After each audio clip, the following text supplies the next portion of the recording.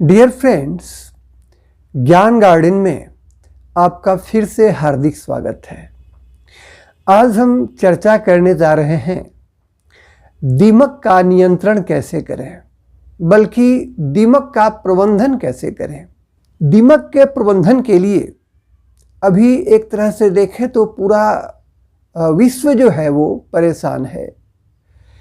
हर जगह, चाहे वो खेती में हो या फिर भंडारण वाले गोदाम में हो, घर में हो, कई जगहों पर दीमक की इतनी समस्या बढ़ती जा रही है, खासकर इस ग्लोबल वार्मिंग से।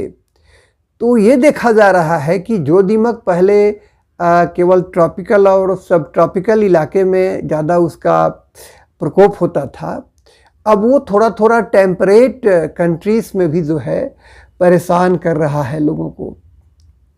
और 3 लाख करोड़ रुपए की क्षति सालाना पूरे संसार में दीमक के कारण लोग उठाते हैं।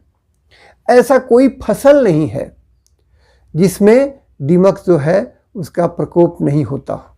शायद ही कोई ऐसा फसल होगा, चाहे वो अनाज का हो, दलहन का हो, फिर फलदार पेड़ हो या लकड़ी वाला पेड़ हो, जंगली पेड़ हो, सब जगह दीमक का प्रकोप जो है वो बढ़ता जा रहा है। दीमक के बारे में ये कहा जाता है कि वो बहुत बड़ा दुश्मन है, लेकिन थोड़ा आपका दोस्त भी है। आइए सबसे पहले जानते हैं कि वह दोस्त कैसे है, और उसके भी पहले जानते हैं कि मेनका गांधी ने दीमक के बारे में क्या कहा है। पहले तो ये 2 लाइन अंग्रेजी में है, इसको सुने। Even though termites have robbed me of my most precious belongings. हालांकि दीमकों ने हमारे बहुत से भावनात्मक खजाने को, कुछ डॉक्यूमेंट्स थे, कुछ पत्र वगैरह थे, उनको तहस नहस कर डाला है। आई एक्नॉलेज, फिर भी मैं मानती हूँ, that they are more important to the world than I am, कि वे संसार के लिए मुझसे ज़्यादा ज़रूरी हैं। तो दीमक फ़ायदेमंद इस मामले में है। पहले तो ये जाने कि इसको हम व्हाइट एंट भी कहते हैं, कि यह जो है ज़मीन में जो कॉम्पैक्ट सॉइल है उसको भी ये ढीला करने का कोशिश करता है, उसमें हवा का संचार बढ़ाता है, और जो आपका ऑर्गेनिक मैटर है मिट्टी में उसको डिकम्पोज करता है, ठीक है, ताकि वो पौधों को उसका तत्व जो है उपलब्ध हो जाए, ठीक है। और ऑर्गेनिक में इनऑर्गेनिक को ये मिलाता भी है, ठीक है। ये जहाँ इसकी बाम्बी है, इसका जहाँ टर्मिटेरिया है, वह जो है यह भी संकेत देता है कि बारिश होने की संभावना है, ठीक है। इसके लिए अलग अलग इसके लक्षण हैं, ठीक है। और दीमक कुछ आदिवासी लोगों का अपने देश में भी और बाहर के कुछ देशों में एक प्रोटीन के लिए मुख्य डाइट भी है। तो इस तरह से दीमक जो है वो उपयोगी हो सकता है, लेकिन इसका एक मिनास जो है, इससे जो परेशानी है वो इतनी बढ़ गई है कि इसका नियंत्रण खास करके जो है और प्रबंधन कहें हमको करना ज़रूरी पड़ जाता है, ठीक है। सबसे पहले तो ये जाने कि यह जो है कच्चे चीज़ों को, जीवित चीज़ों को कम खाना चाहता है। जो सूखी हुई लकड़ी है, ठीक है, थोड़ा मॉइस्ट हो, लेकिन मरी हुई लकड़ी जो है उस तरह का, ये जो लकड़ी मर रही हो, जो पोर्शन पौधे का भी मर रहा हो, उस पे इसका अटैक जो है, मतलब सूख रहा हो, ठीक है, ज़्यादा होता है। इसीलिए जब पौधा पकने लगता है उस स्टेज में भी दीमक का प्रकोप होता है। दीमक जो है ये बिल्कुल चींटी की तरह और मधुमक्खी की तरह एक कॉलोनी बना करके रहता है, ठीक है। और बजाबता उसमें डिवीज़न ऑफ लेबर है। इसमें भी एक रानी होती है, एक राजा होता है, ठीक है, कुछ श्रमिक होते हैं और कुछ सिपाही भी होते हैं रक्षा करने के लिए। दीमक खाता क्या है? ये लकड़ी खाना ज़्यादा पसंद करता है, ठीक है। तो लकड़ी में जो सेलुलोज होता है उसको जो है ना इसके पेट में, इसके गट्स में जो है कुछ प्रोटोजोआ, कुछ बैक्टीरिया वगैरह होते हैं, उसको पचा लेते हैं आसानी से। और ये प्रकृति का दिया हुआ इसको उपहार है, ठीक है, और हम लोगों को उससे परेशानी है, ठीक है। और जड़ के पास जो है उसका ज़्यादा अटैक होता है, जड़ से सटा हुआ थोड़ा ऊपर तक का पोर्शन, और ये खा करके उसको मिट्टी में बदल देता है। पूरे संसार में 3000 से अधिक स्पेसीज दीमक के हैं, लेकिन 190 उसमें मुख्य स्पेसीज हैं जो भारत में भी जिसके बारे में जानकारी है, और उसमें 3-4 जो है काफ़ी प्रमुख हैं, जैसे ओडोंटोटर्मस ओबेसस या माइक्रोटर्मस या हेट्रोटर्मस, यही ज़्यादा देखे जाते हैं, ठीक है। अब ये जानिए कि जो दीमक की कॉलोनी होगी, मैं चित्र में दिखा भी रहा हूँ, इसको आप देख रहे हैं, और जब इसका टीला बनता है दीमक का, कोई कोई टीला तो 5-5 मीटर तक ऊंचा भी दिखता है, आपको कहीं जंगली इलाके में भी दिखेगा, तो वो बजाबता एकदम एसी की तरह काम करता है, बाहर से कठोर, अंदर से मुलायम, ठीक है। और आपके घर में भी आपने कभी देखा होगा, अगर दीमक का प्रकोप भगवान न करे लेकिन अगर हुआ है, तो ये जो मड ट्यूब्स बनाते हैं, कीचड़ का ट्यूब्स जो बनाते हैं, उसमें ये रहते हैं। फिर कार्डबोर्ड वगैरह पर, ठीक है, जहाँ आपका रैक है वहाँ पर, मतलब ये लग गए तो समझिए कि बहुत मुश्किल हो जाता है। एक जो मादा दीमक है वो 10 साल तक जीवित रह सकती है, हालांकि श्रमिक 1 से 2 साल, सिपाही 1 से 2 साल, लेकिन मादा दीमक जो थोड़ी लंबी होगी, ठीक है, 1 उंगली के बराबर, मतलब 1 अंगूठे के बराबर इतनी तक वो हो सकती है, अलग से पहचान में आ सकती है, ठीक है।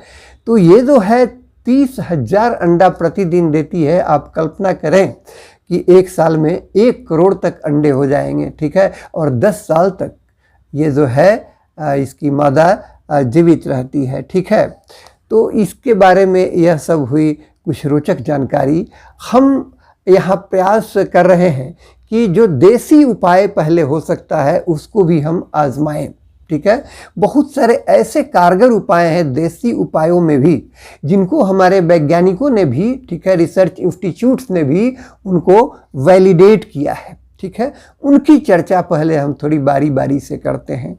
सबसे पहले देखिए कि जिस खेत में दीमक लगा हो, ठीक है, एक तो डीप प्लाविंग करें। गर्मी में गहरी जुताई अगर करते हैं तो इससे दीमक जो है बहुत सारे ऊपर आते हैं, फिर चिड़िया उनको चुन करके खा जाती है। एक तरह से कहें तो ये बायोलॉजिकल कंट्रोल हो जाता है। धूप से भी अगर बिल्कुल सूखा धूप है तो फिर जो है ये पसंद नहीं करेंगे, तब ये मरेंगे, ठीक है। लेकिन थोड़ा मॉइस्ट है तब जो है ये अपनी संख्या बढ़ाते हैं, ठीक है। और बहुत मुश्किल होता है इनको जो है अंदर से ढूंढ करके इनका माने ठीक से कंट्रोल करना, क्योंकि अंदर तक जा करके बहुत केमिकल का भी जो है अच्छा असर नहीं हो पाता है। इनके माउंट्स जो हैं, इनकी बाम्बी जो है, टर्मिटेरिया जो है, इसको कोशिश करें कि हम डिस्ट्रॉय कर दें, और क्वीन जो है उसको जो है पहचान करके, पकड़ करके उसको डिस्ट्रॉय करें, ठीक है। तो ये थोड़ा परिश्रम का काम है, लेकिन अगर आप आईपीएम की बात करते हैं तो बहुत सारी बातों को और इसके बिहेवियर को आपको ध्यान में रखना पड़ेगा। खेत को जितना साफ रखना संभव है उतना साफ करें, ठीक, साफ रखें, ठीक है। निकाई गुड़ाई जब करें, देखें कि जो टूटे हुए डंठल वगैरह हैं, ठीक है, जो डेड मरा हुआ कुछ लकड़ी वगैरह है, छाल वगैरह है गिरा हुआ, उन चीज़ों को, कूड़ा करकट को आप इकट्ठा करके जला दें, ठीक है। और खेत में रेगुलर इंस्पेक्शन करें, अपने गोदाम में भी रेगुलर इंस्पेक्शन करें, ठीक है। घर में भी आप उसके कॉर्नर वगैरह में झांक करके देखते रहें, ठीक है। और ये जो है बहुत ज़रूरी है, क्योंकि जब आपको ये दिखाई पड़ने लगते हैं तो समझिए कि काफ़ी देरी हो चुकी होती है, ठीक है। अब एक और बड़ी अच्छा उपाय है। अब फसल चक्र जब अपनाते हैं तो उस खेत में दीमक का प्रकोप जो है नहीं होता है एक हद तक। इसलिए अदल बदल करके कोशिश करें कि अपने खेत में हम फसलों को लगावें, एक ही तरह का फसल नहीं लगावें। अगर संभव है तो मेड़ पर या खेत के बीच में, ठीक है, या पूरा एक फसल के रूप में जहाँ संभव है आप कास्टर को अगर लगाते हैं, अरंडी का खेती अगर करते हैं, तो इससे नेक्स्ट सीजन में जो है दीमक का प्रकोप नहीं होता है। एक और जो है, ये टोटका नहीं है, इसको भी वैज्ञानिकों ने भी माना है, इसके पत्ते का भी एक्सट्रैक्ट जो है खेत में लोग पटा रहे हैं, ठीक है। आक जो है एक झाड़ीनुमा पौधा है, सब कोई जान रहे हैं। उस आक के पेड़ को भी अगर आप बंड पर लगाए हुए हैं या फिर उसके पत्ते का इस्तेमाल जो है थोड़ा घड़ा में उसको सड़ा करके गाय मूत्र में, ठीक है, और तब जो है उसका आप छिड़काव करते हैं, ठीक है, उससे भी जो है दीमक का प्रकोप कम होता है। कहा तो यह भी जाता है कि अगर केला जो है आपने मेड़ पर लगाया हुआ है, ठीक है, तो केला भी जो है वो दीमक के प्रकोप को कम करता है, बल्कि दीमक को नहीं आने देता है, ठीक है। इन सारे उपायों को आजमाना चाहिए। अब आइए चर्चा करते हैं कुछ और आसान उपायों का, जैसे नीम का तेल। बिल्कुल वैज्ञानिकों ने भी इसका लोहा माना है कि अगर आप नीम के तेल का इस्तेमाल करते हैं, ठीक है, खेत में छिड़काव करने में, ठीक है, तो उससे जो है आपका फसल भी सुरक्षित रहेगा, ठीक है। मिट्टी के पास भी जहाँ ये नीम का तेल पड़ेगा उससे भी जो है दीमक भागे हुए रहेंगे। बहुत अच्छा काम करता है ये नीम का। एक और बहुत कारगर उपाय मुझे भी अच्छा लगा, ये जो सिरका होता है, खास करके वाइट विनेगर, ठीक है, वाइट विनेगर लें 2 चम्मच, ओके, और इसमें आप जो है 1 टेबल स्पून, एक बड़ा चाय चम्मच वाला जो होता है, उसमें आप लेमन जूस डालें, यानी नींबू का रस डालें, ठीक है। 2 टेबल स्पून वाइट विनेगर में 1 चम्मच जो है वो आप डालें लेमन जूस, ठीक है। बहुत आसान है, ठीक है, आपके घर में ही रहता है। और इसको आधा कप पानी में घोल दें, और इससे जो है जहाँ दीमक लग रहे हों, जहाँ इसकी संभावना बन रही हो घर में, वहाँ पर साफ सफाई में इसका इस्तेमाल जो है जब आप करते हैं, तो इसके एप्लीकेशन से, रेगुलर इस्तेमाल से दीमक जो है वो नहीं आएंगे, ठीक है। इसी तरह से एक है डायटोमेसियस अर्थ, जहाँ एग्रीकल्चर के आपको कुछ इनपुट्स वगैरह मिलते हैं, वहाँ आपको ये मिल जाएगा, ठीक है। इससे चींटी वगैरह का भी आप नियंत्रण करते हैं। तो ये डायटोमेसियस अर्थ का भी भुड़काव करने से, बट ध्यान रहे कि ये आपके नाक वगैरह में, लंग्स में नहीं जाना चाहिए, ठीक है। पॉइजनस उस रूप में नहीं है, लेकिन ये आपको लंग्स वगैरह का प्रॉब्लम क्रिएट कर सकता है। तो ये डायटोमेसियस अर्थ जो है उसको काटता है, उसके बॉडी को, ठीक है, रुखड़ा करके काटता है और वो दीमक को मार देता है, ठीक है। फिर एक बहुत ही अच्छा कारगर उपाय, मुझे भी विश्वास नहीं हो रहा था, ये भी बहुत अच्छा उपाय है, आसान है। क्लोव ऑयल यानी लौंग का तेल, आप 3 बूंद लौंग का तेल, देखिए कितना आसान है, 3 बूंद लौंग का तेल आधा कप पानी में आप डाल दें, बिल्कुल आसान, ठीक है। और इसको आप जो है इसी हिसाब से ज़रूरत के मुताबिक घोल बना करके आप अपने स्प्रेयर से जो है, जैसे पौधों पर छिड़काव वगैरह करते हैं, उस तरह से एक छोटे स्प्रेयर में इसको डाल करके अगर आप छिड़काव करते हैं, तो स्वाभाविक है कि ये घर के लिए है। लौंग के तेल से भी जो है दीमक नहीं आता है, आया हुआ है तो ये मर जाता है, भाग जाता है, ठीक है। एक और उपाय देखिए, ये है बोरिक एसिड। बोरिक एसिड और बोरैक्स पाउडर, ठीक है, ये सुहागा से ही दोनों बनते हैं, ठीक है। एक बिल्कुल प्राकृतिक रूप में निकलता है, एक थोड़ा केमिकली बना करके उसको तैयार किया जाता है। तो बोरिक एसिड जो है वो इंडस्ट्रियली तैयार करते हैं, और बोरैक्स पाउडर हुआ ये सुहागा का पाउडर, ठीक है। तो Na2B4O7 यानी सोडियम बोरेट जो हो गया, ये हो गया बोरैक्स पाउडर, ठीक है। और बोरिक एसिड जो होता है मेडिकल स्टोर्स में भी आपको मिलेगा, हार्डवेयर के दुकान वगैरह में पहले मिलता था, ठीक है। तो ये बोरिक एसिड और बोरैक्स का भी इस्तेमाल आप जो है दीमक के नियंत्रण के लिए कर सकते हैं। अब देखिए, बोरिक एसिड का अगर आपको इस्तेमाल करना हो तो आप इसको बेट के रूप में, इसका चारा भी बना करके दे सकते हैं। कैसे देंगे, देखिए, इसको थोड़ा सा चीनी में मिला लीजिए, ठीक है। शुगर में अगर आप इसको मिला करके और छिड़क देते हैं, कहीं कहीं रख देते हैं, दीमक अगर इसको खाएंगे तो बिल्कुल जो है वो मरेंगे, और इसको जब ढो करके भी ले जाएंगे तो वहाँ भी इनकी मोर्टलिटी होगी, इनके कॉलोनी में भी मोर्टलिटी होगी, ठीक है। लेकिन जहाँ आपको कट्स वगैरह अगर खुद है, कुछ घाव वगैरह है, तो इसका इस्तेमाल नहीं करें, ठीक है। इसी तरह से सुहागा का जो पाउडर है, बोरैक्स पाउडर, यह भी जो है आप 1 पार्ट लें, ठीक है। इसको 10 गुना पानी में घोल करके आप इसका स्प्रे करें। सीधे बोरैक्स यानी सुहागा का भी आप जो है छिड़काव भुड़काव कर सकते हैं, ठीक है, जहाँ दीमक लग रहे हों। और इसका लकड़ी पर भी इस्तेमाल जो है ये होता है, लकड़ी को भी ये दीमक से बचाता है। बोरेक्स पाउडर, ठीक है, यानी सुहागे का पाउडर, ठीक है। अब इसको आप ब्रश से या स्प्रे करके इस्तेमाल कर सकते हैं, लेकिन किसी तरह से ये दीमक के शरीर में इसका कांटेक्ट जो है होना चाहिए, उस जगह पर इसको डालें, ठीक है। अब आइए, एलोवेरा एक्सट्रैक्ट, घृत कुमारी से आप सब कोई परिचित हैं, ठीक है।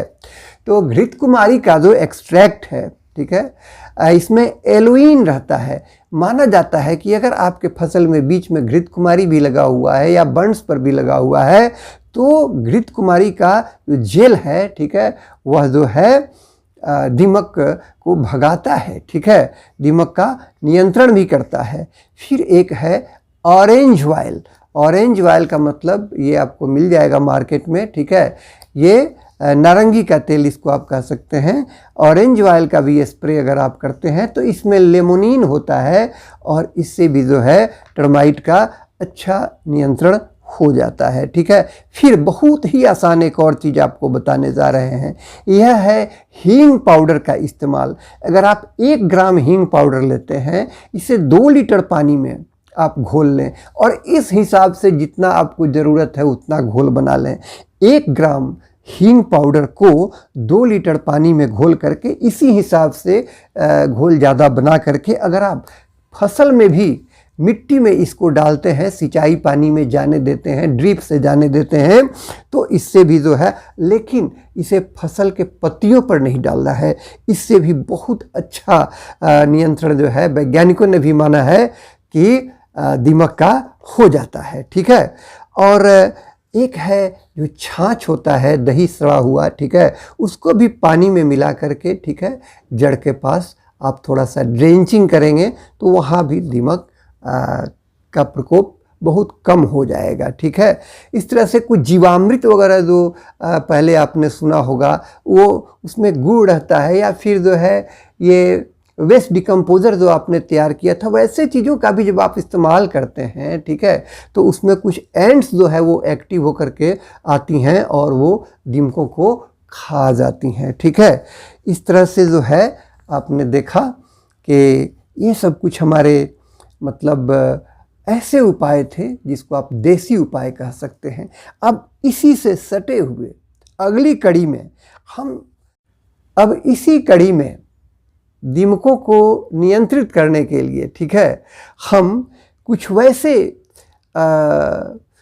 पेस्टिसाइड्स की चर्चा करेंगे जो केमिकल तो नहीं है, वे बायो एजेंट्स हैं, बोटेनिकल्स हैं, यानी वनस्पति से तैयार किए हुए हैं, या कुछ बायो एजेंट्स हैं, ऐसे चीज़ों की चर्चा करेंगे। आइए अब इसी कड़ी में हम आगे चर्चा करते हैं, ठीक है, जो आप एग्रीकल्चर के इनपुट वालों से खरीद सकते हैं, बेचने वालों से, वो है बायो एजेंट के रूप में इसको आप कह सकते हैं मेटारिजियम और ब्यूवेरिया बेसियाना, ठीक है। माना जाता है कि अभी बहुत सारे केमिकल्स जो हैं वो तो बैन भी हो रहे हैं और ठीक से आपको पता भी नहीं होगा, तब तक लगता है कि ये तो केमिकल बैंड हो गया है, ठीक है, क्योंकि इसका बहुत हार्मफुल असर हो रहा था। जैसे क्लोरपायरीफॉस के बारे में कहा जा रहा था, ये हाल तक उपलब्ध भी था, लेकिन कहा जाता है कि ये बैन हो गया है। एनीवे, तो हम पहले क्यों ना कुछ वैसे उपायों की चर्चा करें जो खास करके बायो एजेंट्स हैं, ठीक है, और वो दीमक को जो है ना बिल्कुल जैविक तरीके से मारते हैं। तो आइए देखते हैं सबसे पहले मेटारिजियम। इसका पूरा नाम है मेटारिजियम एनिसोप्ली। ये खुद में तो एक फंगस है, यानी कवक है, ठीक है, लेकिन यह दीमक में बीमारी पैदा करता है। उसके ऊपर जा करके ये कॉलोनी बना लेता है, ठीक है, अपना स्पोर्स उसमें गड़ा करके उसको, उसके प्रोटीन को ऊपर के कवर को घुला करके, ठीक है, और धीरे धीरे उसको मार देता है। ये मेटारिजियम अगर आप 2.5 किलो लेते हैं, ठीक है, और इसको 100 से 150 किलो अच्छे कंपोस्ट में, गाय के गोबर का जो है, ठीक है, कंपोस्ट है, उसमें आप मिला देते हैं और उसको 3-4 दिनों के लिए जो है ढेर बना करके हल्का पानी का फुहारा दे करके, ठीक है, मॉइस्ट करके उसको आप छोड़ देते हैं। तो ये मेटारिजियम क्या करता है कि आपके पूरे उस गोबर के ढेर को, गोबर नहीं कहें, उस अच्छे सड़े हुए कंपोस्ट के ढेर को ये पूरी तरह से इनोक्यूलेट कर उसमें अपना फैला देता है, माइसेलियम वगैरह, ठीक है, स्पोर्स वगैरह। तो अब ये पूरा जो है तैयार हो गया। मज़े से इसको आप अपने खेत में इस्तेमाल करिए, फसल को बोने के पहले या फिर निकाई गुड़ाई के समय। देखिए कितना आसान हुआ ये, ठीक है। मात्र 2.5 किलो मेटारिजियम, ठीक है, 1 एकड़ के लिए आपको ये सफिशिएंट होगा, ठीक है, और ये बहुत कारगर है, ठीक है, एक वैज्ञानिक अनुशंसा है। इसी तरह से बोवेरिया बेसियाना, बोवेरिया बेसियाना भी खुद में एक फंगस है और ये क्या करता है कि यह भी जो है दीमक पर, खाली दीमक ही पे नहीं, ये जो दोनों हमने कहा, ये दीमक के अलावे बहुत सारे ऐसे कीट्स हैं जैसे थ्रिप्स वगैरह है, एफिड्स हैं, ठीक है, ऐसे बहुत सारे वाइट फ्लाई हैं, सब को ये जो है मारता है। तो बोवेरिया बेसियाना आप लीटर में, मैंने कहने का मतलब लिक्विड में भी उपलब्ध है और पाउडर में भी, ठीक है। मान लिया आपने लिक्विड में इसका इस्तेमाल किया तो 1 लीटर 1 एकड़ में आपको लगेगा, ठीक है। 200 लीटर पानी में इसको जो है घुला करके ड्रेंचिंग करेंगे, ठीक है।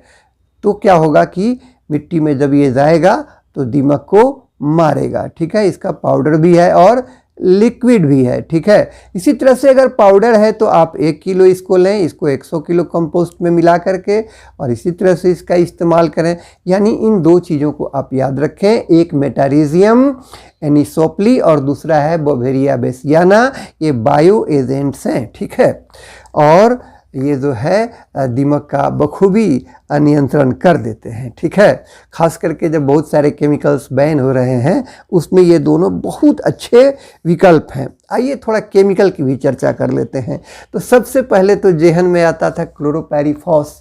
अगर आप क्लोरोपायरीफॉस का इस्तेमाल करते तो मान लिया जैसे बीज उपचार करना है तो 1 लीटर पानी में क्या करते कि 4 ml क्लोरोपायरीफॉस को आप घोल देते और उसी हिसाब से फिर जो है ना बीज को फैला करके उस पर डालकर उपचारित बीज को आप जब बोएंगे तो उसमें दीमक नहीं लगेगा, ठीक है। डोज थोड़ा अलग अलग है, जैसे गेहूं का उपचार करेंगे तो अलग है, फिर दलहन जैसे चना वगैरह में थोड़ा और डोज बढ़ा करके देते हैं। तो इस तरह से आपको ये क्लोरोपायरीफॉस से हम बीज उपचार करके या इससे मिट्टी का ड्रेंचिंग वगैरह भी करते थे। एक जाना पहचाना केमिकल है वो है इमिडाक्लोप्रिड, ठीक है, सब कोई आप जान रहे हैं, कई नामों से बाज़ार में आता है, ठीक है। इसकी खासियत है ये नॉन रिपेलेंट है, ये विकर्षित नहीं करता है, उसको मालूम भी नहीं होगा कि मेरे लिए किसी जहर का इस्तेमाल किया गया है, ठीक है। तो इमिडाक्लोप्रिड 30.5% SC आप ले आवें और 5 लीटर पानी में 10.5 ml घोल करके, ठीक है, जब आप इसको स्प्रे करते हैं तो इससे क्या होता है कि दीमक का नियंत्रण जो है भली भांति हो जाता है, ठीक है। और फिर इसको ब्यूरो ऑफ इंडियन स्टैंडर्ड्स ने भी इसको अप्रूव किया है टर्मेटिसाइड के रूप में, ठीक है। और इस तरह से और भी है, जैसे 17.8 SL का पहले जो इमिडाक्लोप्रिड ज़्यादा करके अभी खेतों में जो डालते हैं उसका भी आप इस्तेमाल कर सकते हैं। वो तो 1 लीटर में आधा ml उसको डालते हैं, ठीक है। इस तरह से अगर आप थोड़ा देसी उपायों को भी आजमाते हैं और नहीं होने पर तब केमिकल को आजमाते हैं, ठीक है, तो क्या होगा कि दीमक जो है उनका बहुत अच्छे तरीके से कम खर्च में प्रबंधन हो जाएगा और आपका पर्यावरण भी काफ़ी स्वस्थ रहेगा। आप आशा है कि मेरा यह प्रयास जो है आपको अच्छा लगा होगा और आप जो है इसमें बताए गए टिप्स का इस्तेमाल करेंगे और अपना फीडबैक हमको भेजेंगे और इस चैनल को, जो आप ही का चैनल है, सब्सक्राइब भी कर देंगे। Thank you.